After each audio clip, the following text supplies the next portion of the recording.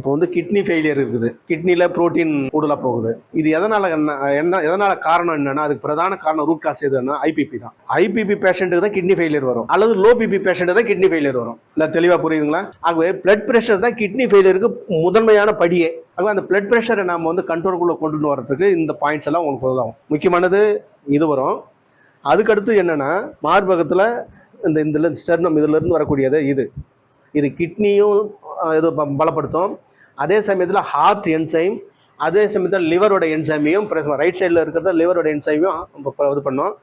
இது வந்து ஹார்ட்டோட என்சைமை இது பண்ணும். தேவையில்லாமல் படப்பட போகிறது, தேவையில்லாமல் பிரச்சனை வருது. இருதயம் துடிக்கிறத நம்மளால காதால உணர முடியுது. இருதயம் ரத்த ஓட்டம் துடிக்குது இல்லையா, இருதயம் துடிக்கிறத நம்மளால காது கேட்கும், காதால உணர முடியுது. அப்படின்னா என்ன அர்த்தம் அப்படின்னா, எந்த ஒரு உறுப்பினுடைய இயக்கத்தை பொதுவாக ஒருத்தன் உணர்றாரோ அந்த உறுப்பு வந்து பிரச்சனை இருக்குதுன்னு அர்த்தம். இதுதான் முதல் அறிகுறி.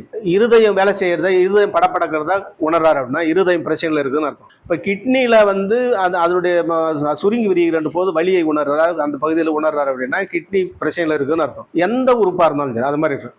ஆகவே என்னன்னாக்கா, எதை நம்ம உணர்கிறோமோ அது வந்து அந்த உறுப்பு சார்ந்த பிரச்சனைகள் என்று இருக்குதுன்னு அர்த்தம். அந்த வகையில் என்ன பண்ணணும்னா, இதை கொடுத்துட்டீங்கன்னா இந்த ரைட் சைடில் இருக்கிறது லிவர், அதே சமயத்தில் கிட்னி அந்த என்சைமையும் பேலன்ஸ் பண்ணுது.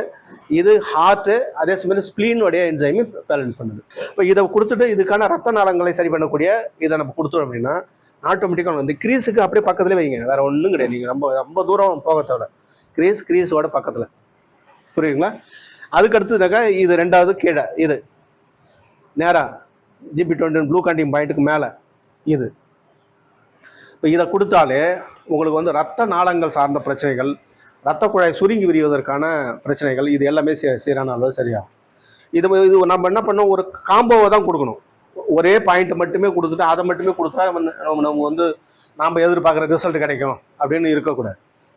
இது மாதிரி நம்ம என்ன பண்ணோம், இன்னும் நிறையா பாயிண்ட்ஸ் இருக்குது, அது எல்லாத்தையும் சேர்த்து நான் கம்பைண்டாக கொடுக்குறேன். அந்த மாதிரி கொடுக்குற போது உங்களுக்கு வந்து பக்காவான ரிசல்ட் கிடைக்கும். சும்மா இப்போ கொடுக்குறோம் ஹார்ட் பேஷண்ட்டு, ஐபிபி பேஷண்ட்டு, அப்போ நம்ம வந்து இதெல்லாம் சேர்த்து டச் பண்ணி கொடுத்தோம்னா நமக்கு பக்காவான ரிசல்ட் கிடைக்கும்.